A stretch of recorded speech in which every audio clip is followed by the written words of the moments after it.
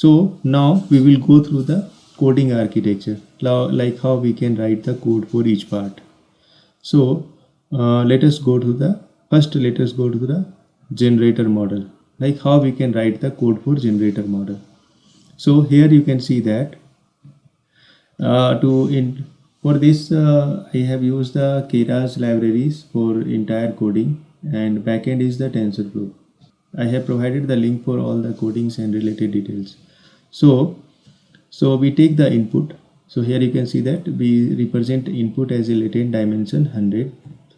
So we take the input and then we project this and reshape it. So here it is a dense layer. We just project it to 128 into 7 into 7 and then reshape it like this, and then apply the upsampling like we have just discussed by using the deep deconvolution or like transposed convolution architecture.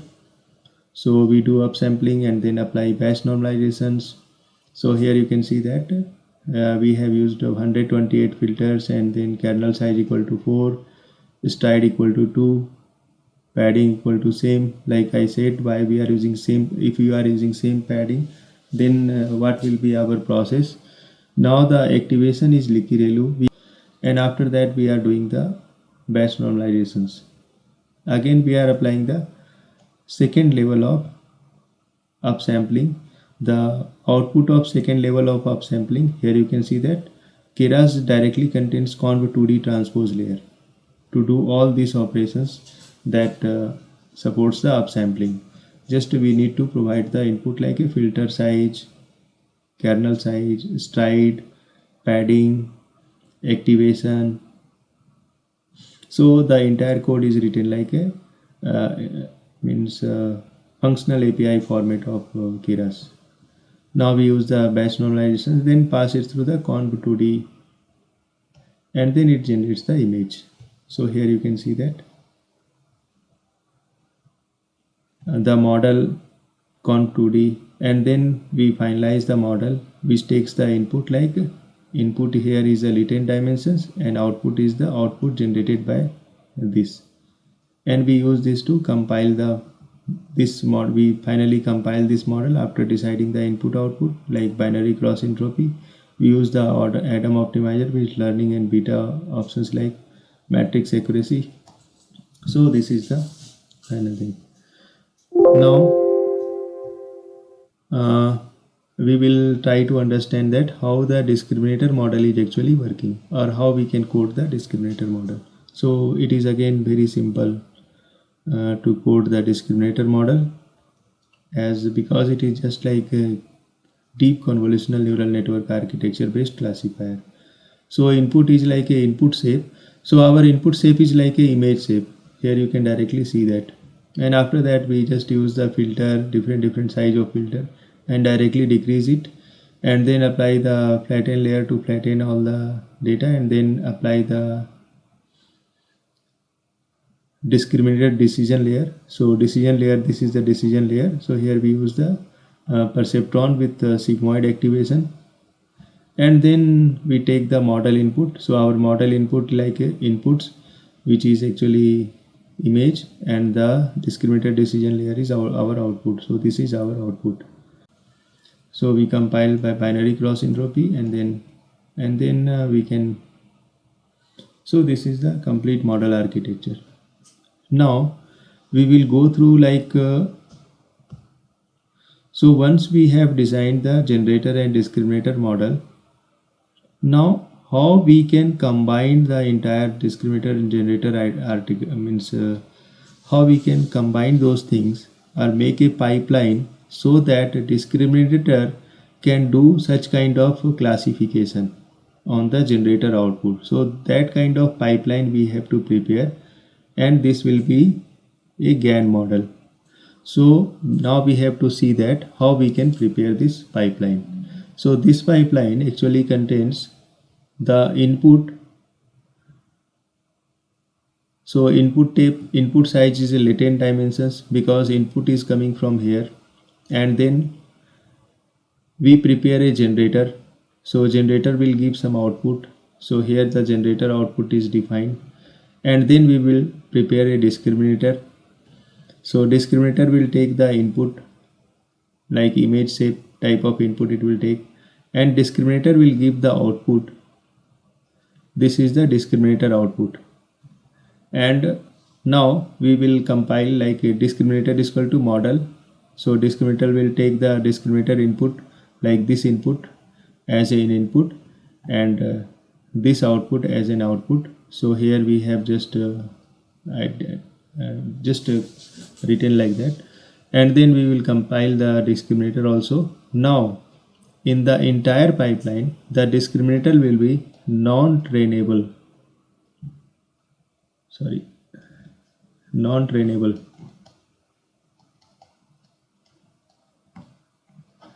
So the discriminator will be non-trainable. So the generator model will take the latent input, which is this input, and then GAN output. So our GAN output is like a discriminator's output.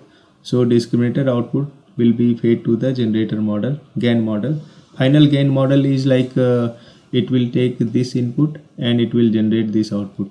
So this is GAN model, and then it will classify either fake or real.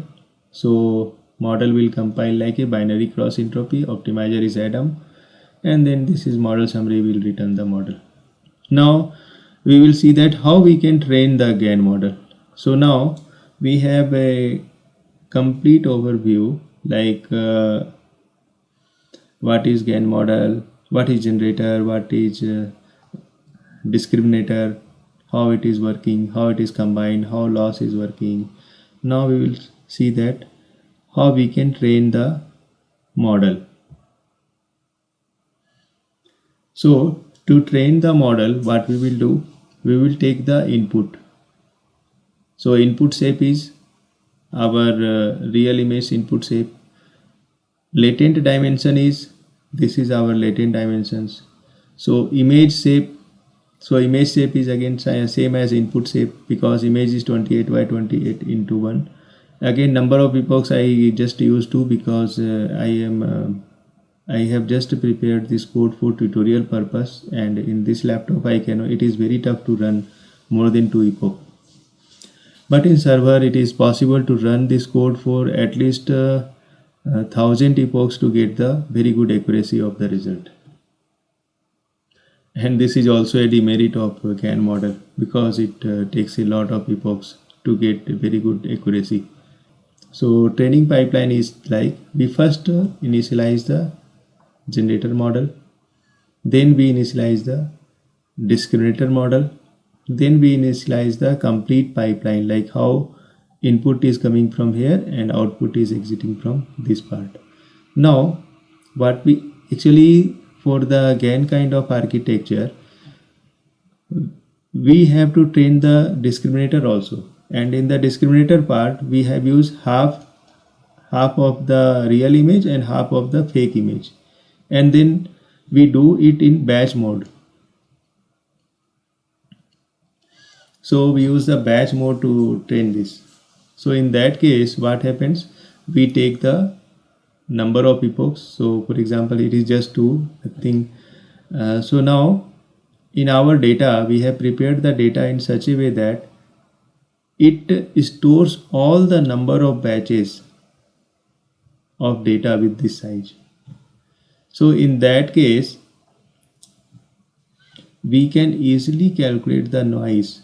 So once we generate the noise here, we can pass this noise to generator model. So G model that we had initialized here, we pass it here, and it generated image. And then we have just concate the fake and real. So real is coming from the batch, because it is directly fetched from the MNIST dataset, and the fake part we have just generated. We combined them. We have used the generated image as a 0, like label 0, and the correct image as label 1, and then we have just assigned the label, and then we train the discriminator model on those batch. So we are training this discriminator model by taking this data and this data, half amount. So once we train, we get the loss functions, and this way the discriminator functions is trained.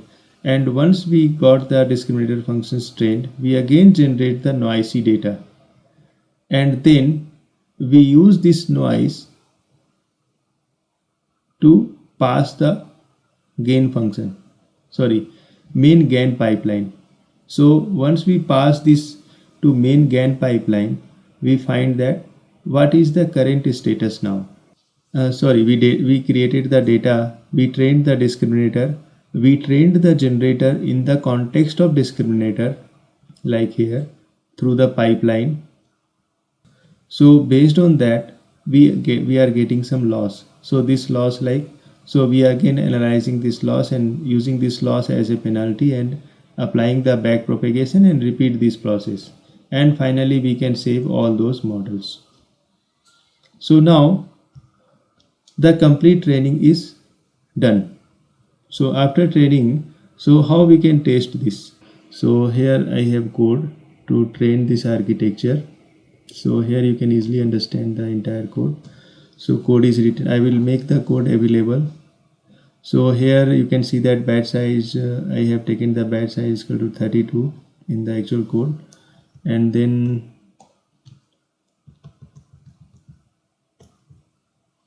here you can see that the data pre-processing part for real data pre-processing part, as discussed, I have prepared the data in the batch format. So it returns the data as per batch size. So now based on that, we have same code I have used to create the generator, define the generator, and then define the discriminator, and then define the GAN, and then train and save the model. And then we have trained this model.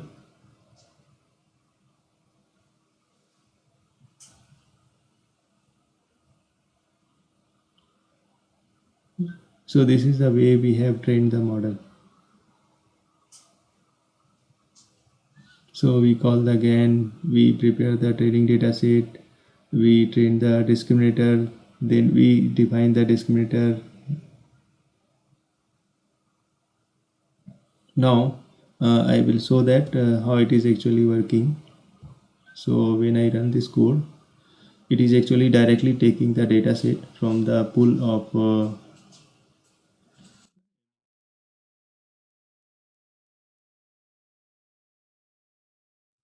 so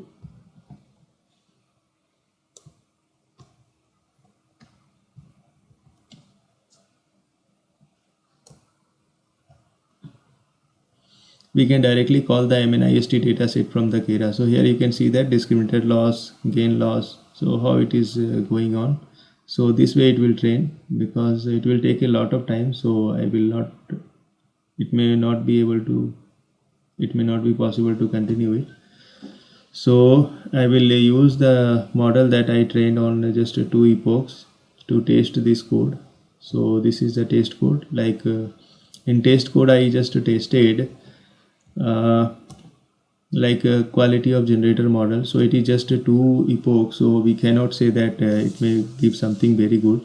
So it takes the 10 number of images, latent dimension 100, and then it generated some random noisy data, and we predict the image like a generated image, like model.predict noise. So our model is like a generator model that is actually saved here. And when we run it, you can see some results of 10 images.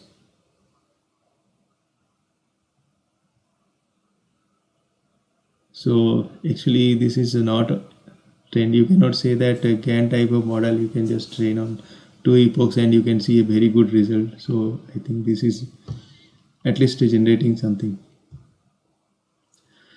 So this is the complete detail about GAN architecture and DCGAN, deep convolutional GAN architecture. So I will share the code and code link in the description box. and the paper details also in the description box. So thanks for watching.